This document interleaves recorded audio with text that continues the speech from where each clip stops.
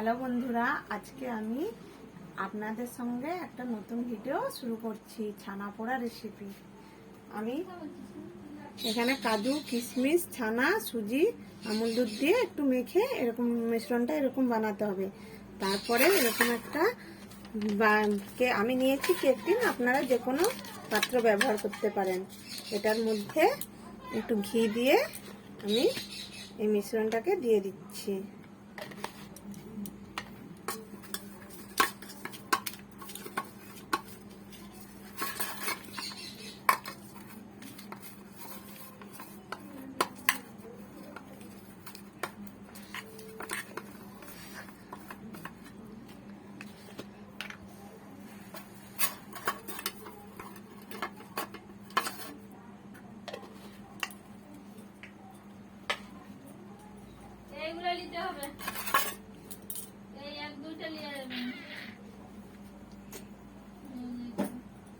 এই মিশ্রণটার মধ্যে একটু ঘি মাখিয়ে দিচ্ছি, একটু ঘি দিয়ে দিচ্ছি।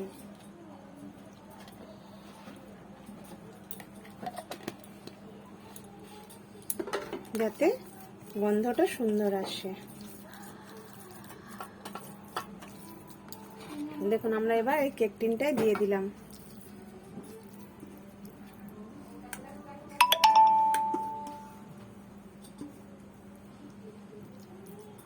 দিয়ে এরকম করে একটু সাজিয়ে নিচ্ছি।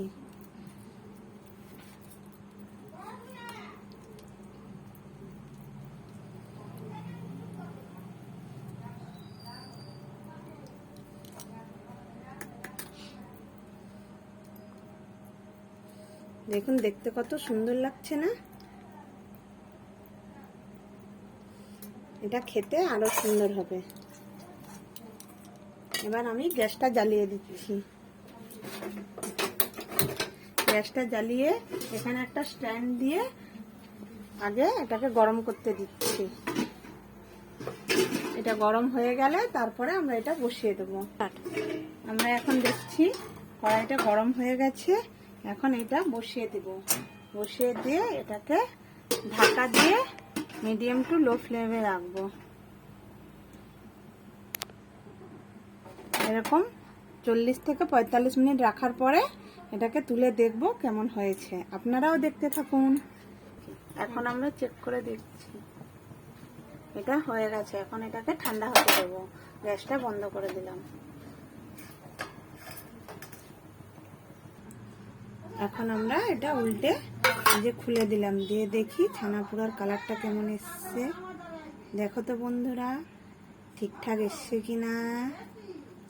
আপনারাও চাইলে বাড়িতে বানিয়ে খেতে পারেন।